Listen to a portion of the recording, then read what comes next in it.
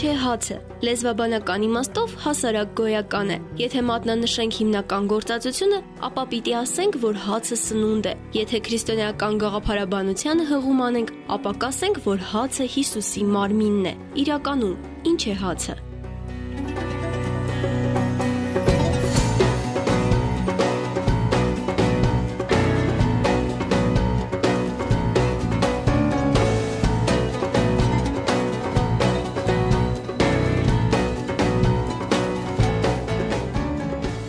Մարդու ստեղծած պարզագույն այս կերակրատեսակը դարձավ բոլոր ժամանակների ամենահանճարեղ հայտնագործությունը։ Հազարամյակներ առաջ մարդը հացի տեսքով հայտնագործեց ապրելու առաջնային անհրաժեշտ պայմանը։ Ալյուրի եւ ջրի պարզ խառնուրդը դարձավ կյանք գոյություն բառերի հոմանիշը։ Եթե կա հաց, ուրեմն կյանք կա։ Եթե հացը վերջանում է, ուրեմն վախճանն անխուսափելիորեն մոտ է դառնում։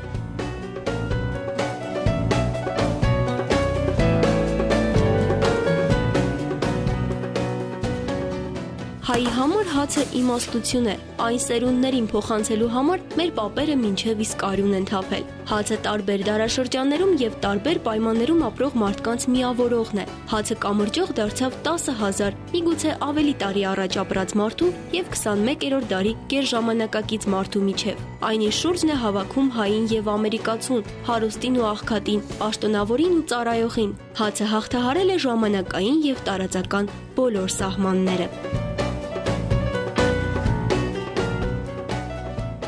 Ինչ է հացը մեզ, հայերիս համար, ինչ տեղ ու դեր ունի մեր կյանքում։ Հացը մեր պատմության եւ մշակույթի մի մասն է։ Հացի մասին այս ձոն պատումն ուզում ենք սկսել ամենասկզբից։ Հացը մեզ համար սրբություն է։ Դրա համար էլ այս սրբազան նյութի ստեղծման ողջ ընթացքը մշտապես ծիսականության քողով է ծածկված եղել։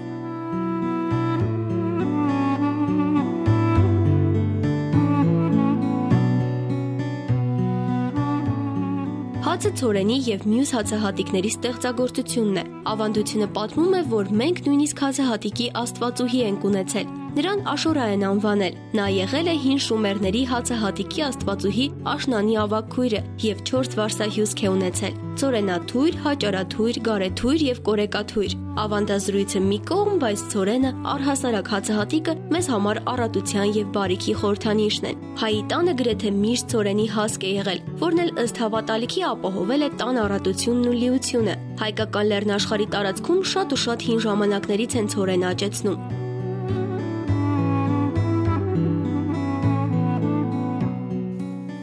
Մենք հայերս հաճախ հպարտությամբ եւ պարծանքով ասում ենք, թե հայկական լեռնաշխարհը վայրի ցորենի նախահայրենիքներից մեկն է։ Այս պնդումն իրական է, թե ազգային սնապարծություն։ Պնդումն իհարկե կարող է ճշմարիտ լինել, սակայն դրա համար ապացույցներ եւ փաստեր են պետք, որոնք դեռևս գտնված չեն։ Դա չի նշանակում, թե չկան։ Միգուցե ժամանակների փոշին մի լավ ծածկել ու թաքցրել է դրանք։ Ճշգրիտ բնութագրում տալ, թե երբ եւ ինչպես այս տարածքում հայտնվեց բարեբեր ցորենը, գիտնականները դժվարանում են։ Դեռևս գտնված ամենահին ցորենը վերագրվում է Քրիստոսից առաջ 6-րդ հազարամյակին։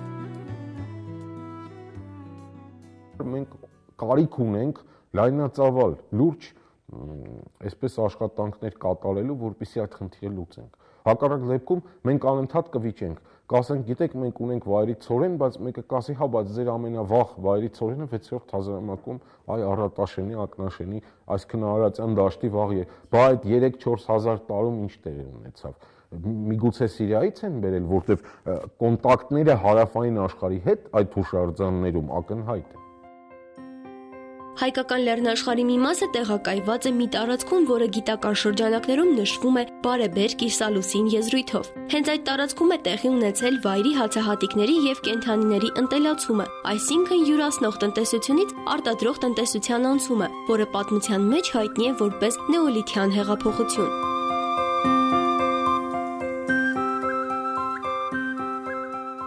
Բուսաբան Վավիլովը, որի մասին դուք գիտեք, ժամանակի 30-ական թվականի վերջին եղել է այստեղ այցելել Շորբուլախի կամ այսօր դա անվանում է Մուշավան կամ Մուշական այդ տեղավայրը եւ ուրեմն ծանոթացել այստեղ աճող վայրի հացազգիներին եւ հատուկ նամակով դիմել Հայաստանի Հանրապետության կառավարությանը, երկրորդ հանրապետության կառավարությանը եւ խնդրել, որ այդտեղ ստեղծեն մի փոքրիկ արգելոց եւ դա պահպանեն, որովհետեւ ըստ Վավիլովի խոսքերի այնինչ ես տեսա Շորբուլախում ինձ ցնցեց։ Իսկ Վավիլովը դա մի անձնավորություն էր, որը ամբողջ աշխարհով հավաքում էր վայրի հացազգիներ եւ ուսումնասիրում էր ուրեմն հացաբույսերի ընտելացման, ընտանեկացման այսպես կենտրոնները։ Եթե հայկական լեռնաշխարհը հացահատիկի մշակութենացման բնորանը չէ, ապա գոնե հայրենիքներից մեկն է։ Սա ապացուցված է եւ հայ եւ օտարազգի գիտնականների կողմից։ Սրա պատճառը ոչ միայն մեր ազգային յուրահատկությունն է, ստեղծարար ոգին, այլև կլիմայական պայմանները։ Ես մարդկային արժանիքը մեծագույնն է, որ կարողացել է օգտվել բնության տված հնարավորությունից եւ ստեղծել, այսպես ասած, այսօրվա մեր մշակութենացված այդ բույսը, որը կոչվում է ցորեն, իր տարբեր տարատեսակներով եւ մնացած այսպես հացազգիները։ Եթե կար նյութը, ապա պետք է ստեղծվեին նաև այդ նյութն օգտագործելի դարձնելու տեխնոլոգիաները։ Այդպես ստեղծվեցին քարե հնագույն գործիքները։ Իսկական տեխնոլոգիական նվաճումներ դարձան հացահատիկը մանրացնող եւ ալյուրի վերածող գործիքները։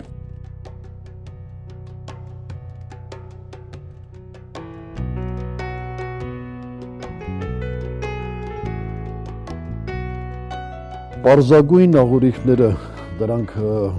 տրորիչներն են տարբեր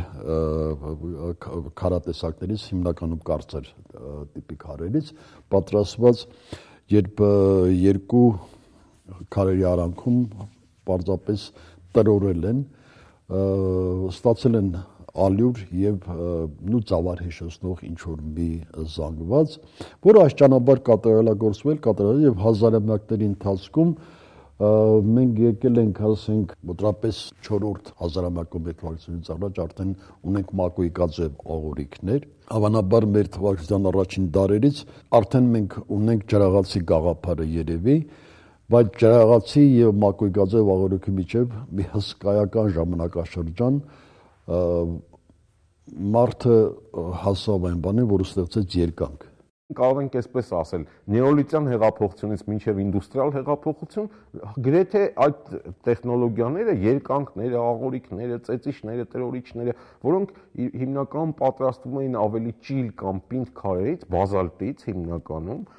գետաքարերից, բազալտի, համարյա թե իրենց միգուցե չափային այսպես լուծումներն են ուղղակի փոփոխվել, բայց մորֆոլոգիապես համարյա թե նույնն են եղել։ Ես գտնում եմ, որ օրինաչափ է բավականին, որտեղ գիտեք, մշակման հնարները սահմանափակ են։ Այսինքն, երբ որ ստեղծվում է մի բան, որը իսկապես տրամաբանական է եւ տեխնոլոգիապես հարմար, ավելին մտածել այլևս հնարավոր չէ։ Դարեր շարունակ ջրաղացներն ու երկանքները ծառայել են հային, ալյուր ստեղծել, ալյուրը հաց է դարձել, մարդուն կերակրել։ Այսօր ջրաղացները հեքիաթներում հանդիպող առարկա են դարձել։ Մինչդեռ մոտավորապես ներկայիս Հայաստանի տարածքում մոտ 3000 ջրաղացներ են գործել մինչև 20-րդ դարի սկզբները։ Տեխնոլոգիական արագընթաց զարգացումը մեր կենցաղից դուրս մղեց ջրաղացներն ու երկանքները։ Թեպետ այսօր էլ հայկական որոշ գյուղերում կարելի է երկանք պտտող տատիկների հանդիպել, ովքեր վստահ են, որ ժամանակակից անսիրտ տեխնոլոգիաները որքան էլ աշխատանքի ընթացքն արագ դարձնեն, հին ու բարի, ի վերջո հոգի ունեցող գործիքներին չեն փոխարինի։ Սովորաբար դրանով աշխատում էին կանայք, դա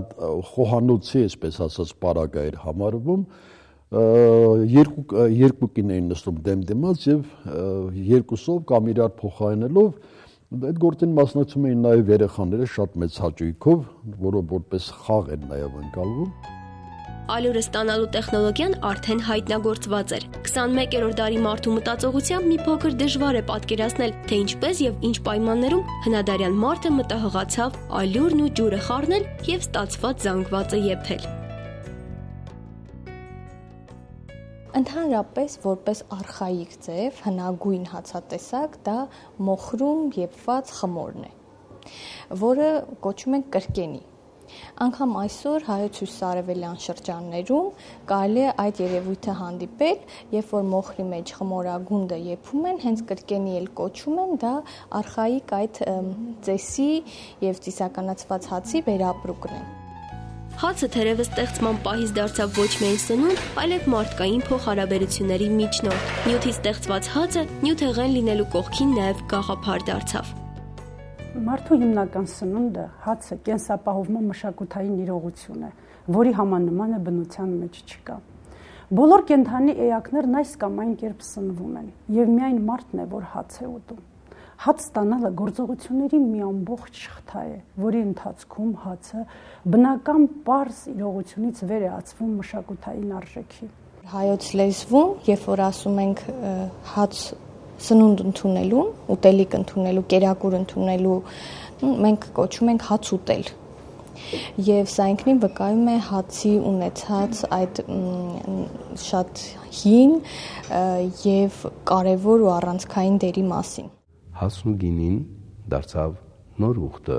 Հիսուսի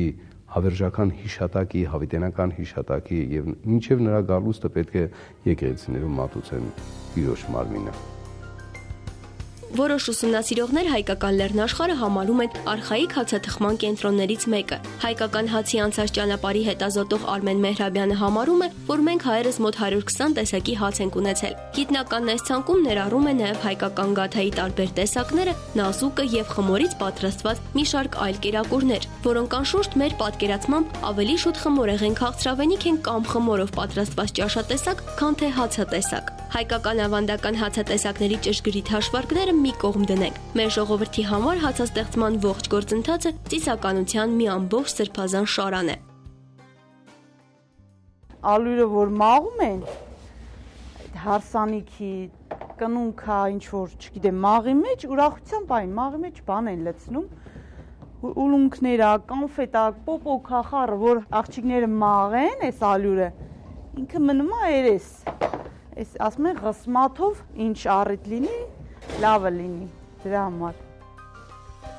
Անշուշտ մեր ազգային ինքնության մի մասը լավաշն է դարձել։ Տարբեր ժողովուրդներ վառարաններում բլիթներ թխելու սովորույթ ունեն, բայց մեր լավաշը տարբերվում է իր ձևով, չափերով, նաև համով։ Որոշ հետազոտողներ լավաշը համարում են հացաստեղծման բարձրագույն ձևը։ Հետաքրքիրն այն է, որ Հայաստանի տարբեր շրջաններում լավաշաթխման տեխնոլոգիաներում որոշակի տարբերություններ կան։ Մի տեղում թխված լավաշը մի քիչ ավելի հաստ է, մեկ այլ տեղում ավելի բարակ։ Տարբերվում են նաև չափերով եւ այլն։ Ամենանկատելի տարբերությունը գրտնակի կողքին նաև օխլաբ օգտագործելն է, որն առավել ընդունված է Վայոց ձորում եւ Սյունիքում։ Օխլաբազ լավաշն ավելի բարակ է ստացվում։ Լավաշն ամենաերկարակյաց հացն է։ Դրա համար էլ մինչ այսօր հայկական գյուղերում լավաշը թխում են երբեմն մի քանի ամիսների համար։ Չոր լավաշը կարող է շատ երկար ժամանակ դիմանալ։ Թարմությունն արագ վերականգնելի է, պահպանելն էլ դյուրին։ Ոմանք կարծում են, թե լավաշը համահայկական հաց է։ Իրականում այդպես չէ, եւ բնավ ամբողջ Հայաստանում չէ, որ լավաշ են թխում։ Օրինակ Լոռվա եւ Տավուշի որոշ շրջաններում եւ Արցախում լավաշ չեն թխում։ Իսկ օրինակ Տավուշի մարզի Շամշադինի տարածաշրջանում, բացի ավանդական բոքոն հացից, թխում են նաև ավելի բարակ հաց՝ մատնակաշ, որն էլ Շամշադինի լավաշ են անվանում։ Այստեղ կեսկատակ կես լուրջ պնդում են, որ հացն իր թխողին է նման։ Շամշադինացիները հյուրասեր եւ հացառատ մարդիկ են։ Դրա համար էլ իրենց լավաշն այդքան թմբլիկ է ստացվում։ Չգիտեմ, եթե հարցնեք Հայաստանի բոլոր մարզերում, բոլորն էլ վստահաբար կասեն, որ իրենք հյուրասեր են եւ իրենց հացն էլ իրենց նման հյուրասեր է, չեմ կարծում դա ուղղակի տեղային առանձնահատկությունները, վառելիքի հետ կապված խնդիրները, ալյուրի որակի հետ կապված խնդիրները, մի շարք հանգամանքներ, բնակնի-մայական պայմաններ պայմանավորում են տվյալ ռեգիոնի հացաթխման ավանդույթները։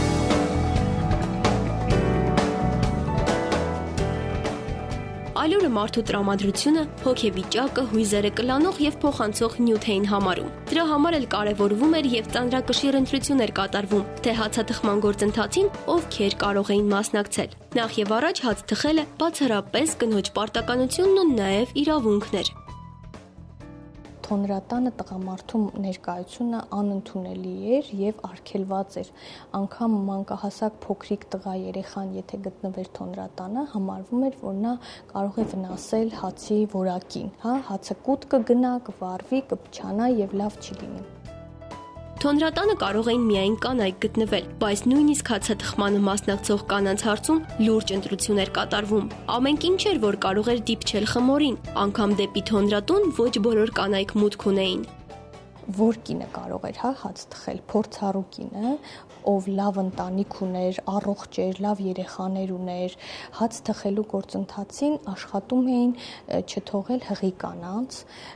նոր ծննդաբերած կանանց, երեխայի մինչև 40-ը գտնվելու այդ ընթացքում կանանց, ամսեկանների մեջ գտնվող կնոջը, այսինքն այդ ընթացքում կինը մաքուր չէր համարվում։ Եվ քանի որ ընդհանրապես գյուղական կենցաղում դժվար էր խուսափել, որ այրի մարդը, այրի կինը ընդհանրապես չմասնակցեր հացաթխմանը, աշխատում էին դա անել այսպես ոչ ակնհայտ կամ ոչ գլխավոր դեր նրան վերապահելով, որպեսզի այդ հացթուխի անձնական երջանկությունը, հաջողությունը փոխանցվի հացին, այդ սրբությանը, որը շատ կարևոր էր մշակույթում ընկալվում։ Հաց թխող կոլեկտիվի ամենակարևոր անդամը հացթուխն է։ Նա ով հացը կամ լավաշը թոնրի պատին է խփում։ Պատմում են, որ հնում հացթուխն անձեռնմխելի մարդ է համարվել, եւ թշնամու հարձակման ժամանակ հացարարները չեն վախեցել, որովհետեւ հաց թխող մարդու գլխավերևում ոչ մեկը չի համարձակվել սուր ճոճել։ Հայկական ընտանիքներում ավանդաբար հացթուխը եղել է տան մեծ տիկինը։ Եվ այդ թոնրին լավաշաշերտը կպցնողը համարում էր նրան ամենապատասխանատու գործը, քանի որ ծանր աշխատանք էր, պիտի փորձառու լիներ, լավ ուժ ունենար, որպեսզի կարողանար այնպես կպցնել, որ իր համար էլ վտանգավոր չլինի եւ լավաշն էլ չընկնի եւ կարողանա նաեւ հանել վստահորեն։ Ավանդաբար այսպես ընդունված է համարել, որ լավաշ թխում էին 7 կին։ 7-ն էլ սրբազանացված թիվ է եւ այդտեղ էլ այդ 7 թիվը գործում։ Նրանցից ամեն մեկն ուներ իր պարտականությունը, բայց ամենակարևորը դա հաստուխի պարտականությունն էր, որը տան ավագ կինն էր, որը եթե արդեն առողջական կամ տարեկային ինչ-որ հարցերով չէր կարող, մեծ հարցին էր այդ պարտականությունը հանձնում, իսկ դա ոչ թե հանձնարարություն էր, այլ սրբազան գործողություն, այսինքն դա մեծ պատիվ էր այդ մեծ հարցի համար, որ ինքը պետք է թոներին խփի այդ լավաշներին։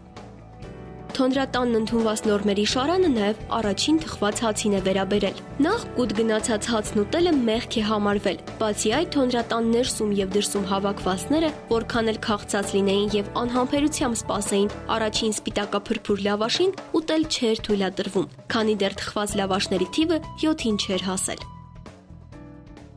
Ուզում ենք հաց ուտենք, ասում էին մի կերեք առաջի հատ, թող 7 հատ լինի նոր, ասում ենք խի, դե ասում չի կարելի, թույլ չեն տալի, ասում առաջի հացը չեն ուտում։ Հա, ասում են չի կարելի, առաջի հաց որտեք, առաջի ամուսինը կմահանա։